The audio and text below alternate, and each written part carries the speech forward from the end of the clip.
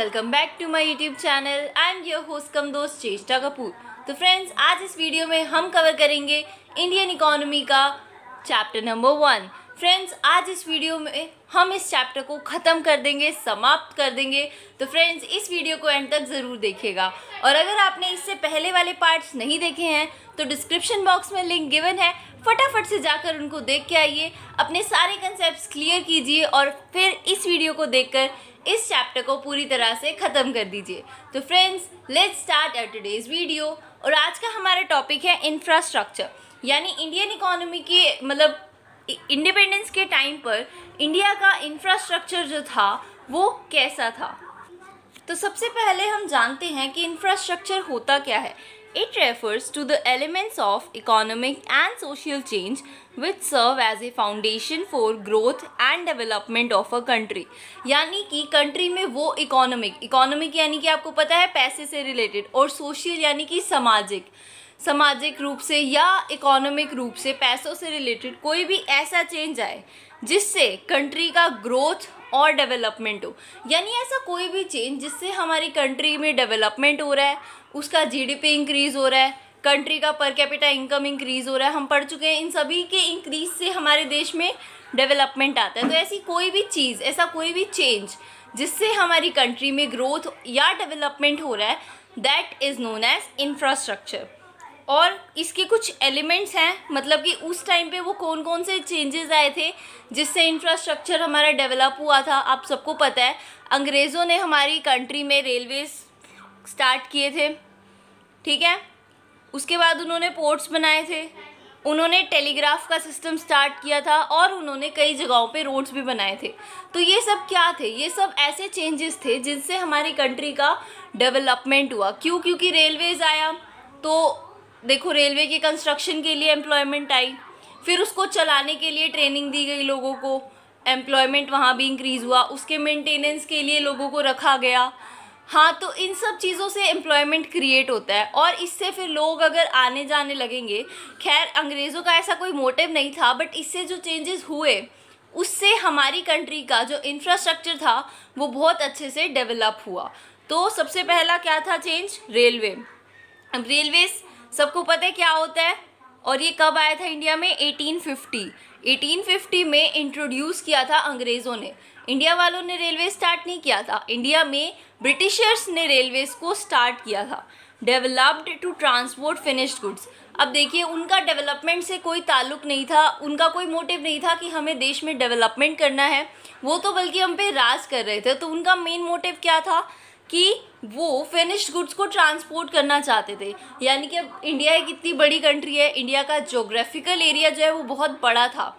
अब हर जगह से गुड्स को लाना या हर जगह तक फिनिश्ड गुड्स को पहुंचाना बहुत टाइम कंज्यूमिंग होता था। तो उन्होंने रेलवेज़ को इंट्रोड्यूस किया कि रेलवेज़ को हम यहाँ डेवलप करेंगे, इससे हमें बहुत फ़ायदा होगा। क्योंकि हमारे जो फिनिश्ड गुड्स यानी कि अंग्रेज़ों के जो फिनिश्ड गुड्स है वो हर जगह तक पहुँच पाएंगे, क्योंकि वो सस्ते थे तो हर कोई उन्हें ख़रीदेगा और इस तरह से उनका प्रॉफिट होगा।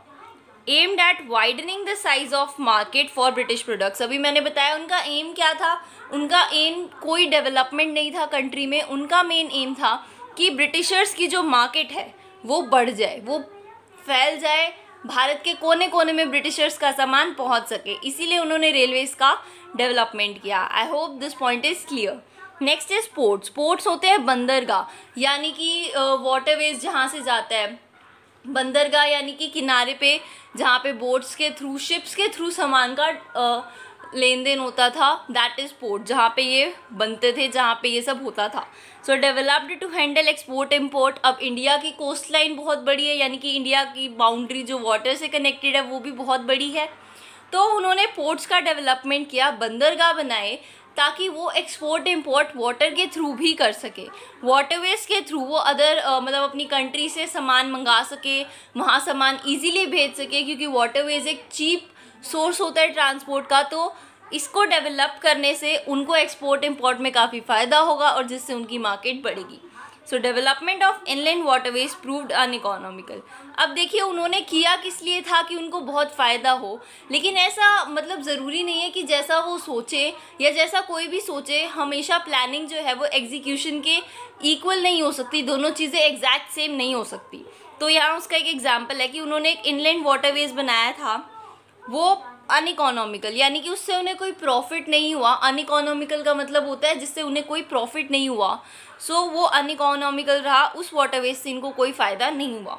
Coast canal on the Orissa coast was built at high cost but failed to compete with railways and was abandoned. अब ये बता रहे हैं कोस्ट कैनाल बनाया था इन्होंने उड़ीसा की कोस्ट पे, कोस्ट मतलब किनारा, तो उड़ीसा के किनारे पर इन्होंने कोस्ट कैनाल बनाया और उसको बनाने में बहुत ज़्यादा खर्चा आया, लेकिन रेलवेज़ के कंपैरिजन में, अब रेलवेज़ जो थे वो जगह जगह पर सामान पहुंचा रहे थे, तो एज़ कंपैरिजन रेलवेज़ से उनको जितना प्रॉफिट हो रहा था उड़ीसा से उतना नहीं हो रहा था, वो उससे कम्पीट ही नहीं कर पा रहा था, यानी कि लॉस में जा रहे थे वो कोस्ट कैनाल की वजह से। तो उन्होंने इसको बंद कर दिया, ख़त्म कर दिया, तो पोर्ट से उनको ज़्यादा फ़ायदा नहीं हुआ था।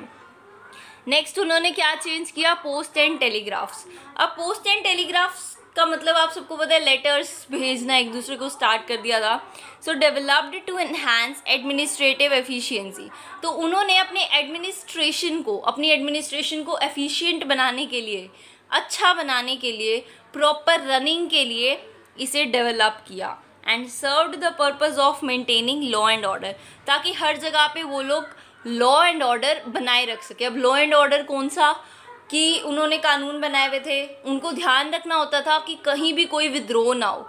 तो पोस्ट एंड टेलीग्राफ से उनको क्या फ़ायदा हुआ कि जब भी कोई जगह पे विद्रोह होता था तो फटाफट उनके पास मतलब लाइक एक लेटर पहुंच जाता था या कुछ भी किसी भी तरह से कम्युनिकेट हो पाता था पोस्ट एंड टेलीग्राफ की हेल्प से, और कम्युनिकेट होता था तो उन्हें पता चल जाता था सेंट्रल मतलब अथॉरिटी को कि यहाँ पे विद्रोह हुआ है, और लॉ एंड ऑर्डर को मेंटेन करने के लिए वो वहाँ पे अपनी आर्म्ड फोर्सेस भेज देते थे।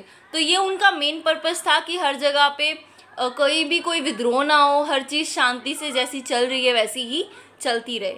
Next and last is roads. अब उन्होंने रोड्स बनाए। अब रोड्स क्यों बनाए, क्योंकि हर जगह पे रेलवेज़ नहीं पहुंच सकती, ऐसी भी जगहें थी लाइक टूटे फूटे एरियाज़ हैं, वहाँ रेलवेज़ बनाना मुश्किल है, तो उन्होंने वहाँ रोड्स बना दिए। अब वो हर गांव, छोटे छोटे गांव तक तो रेलवेज़ नहीं पहुँचा सकते थे, तो उन्होंने रोड्स बना दिए ताकि उनका ट्रांसपोर्टेशन आसान हो सके। अब जो छोटे छोटे गाँव में से अगर उनको रॉ मटेरियल चाहिए तो वहाँ तक रेलवेज़ पहुँचाना मुश्किल है, हर जगह वो स्टेशंस तो नहीं बना सकते थे, तो उन्होंने रोड्स बना दिए कि भाई हर जगह से जहाँ से रॉ मटेरियल लाना है आसानी से आ जाएगा, जहाँ फिनिश्ड प्रोडक्ट्स पहुँचाने हैं, जहाँ रेलवेज़ नहीं पहुँच सकती वहाँ हम रोड्स के थ्रू पहुँचा देंगे। So it was developed to facilitate transportation of raw material. No efforts made to develop all weather roads in rural areas. अब देखिए उन्होंने रोड्स बनाए, इसका ये मतलब नहीं है कि वो इंफ्रास्ट्रक्चर डेवलप करना चाहते थे कंट्री का।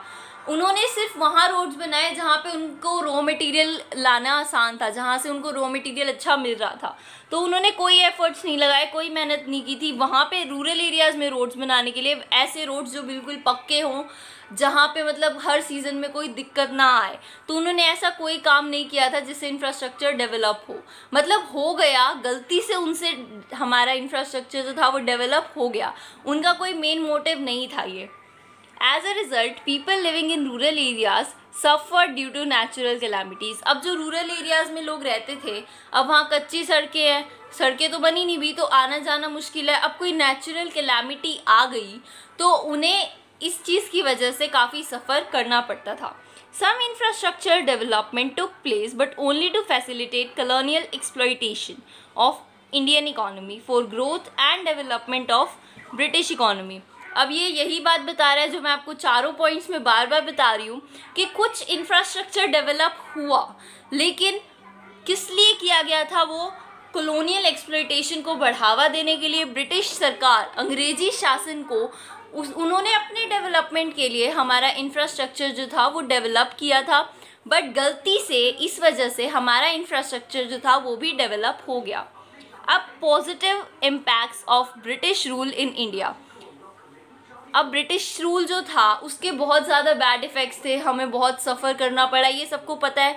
लेकिन उसके कुछ पॉजिटिव इम्पैक्ट्स भी थे, जैसे अभी हमने पढ़ा कि इंफ्रास्ट्रक्चर में कुछ कुछ डेवलपमेंट हुआ।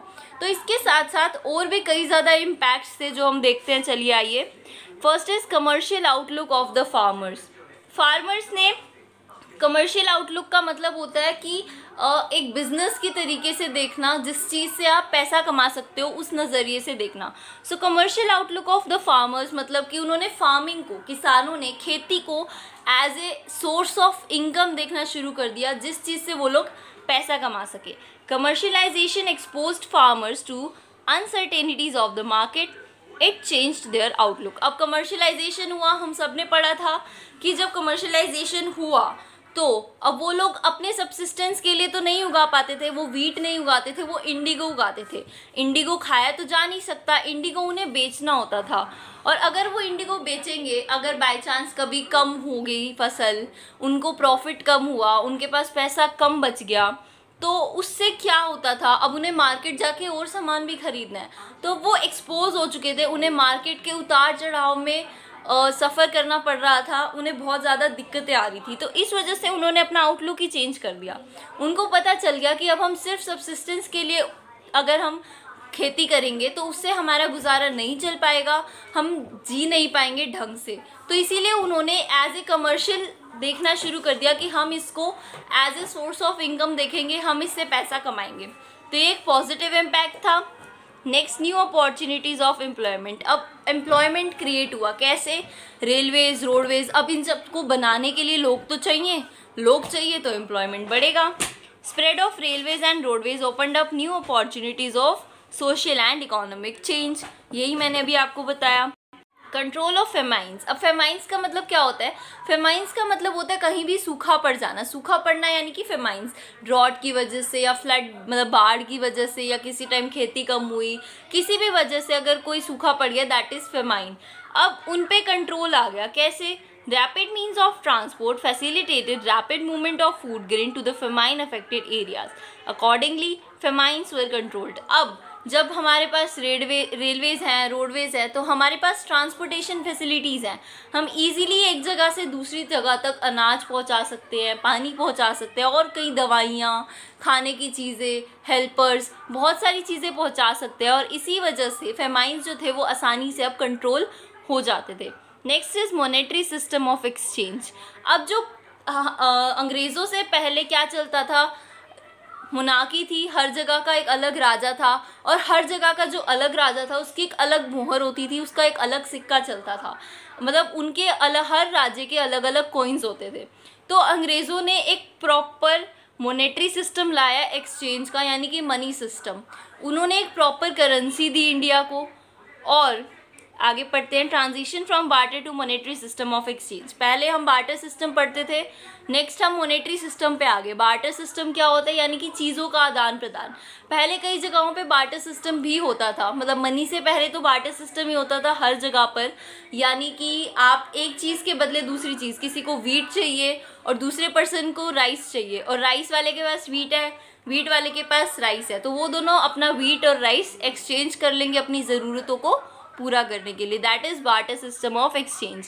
बट इसमें काफ़ी दिक्कत होती थी कि अगर आपने किसी को एडवांस पेमेंट देना है तो आप नहीं दे सकते।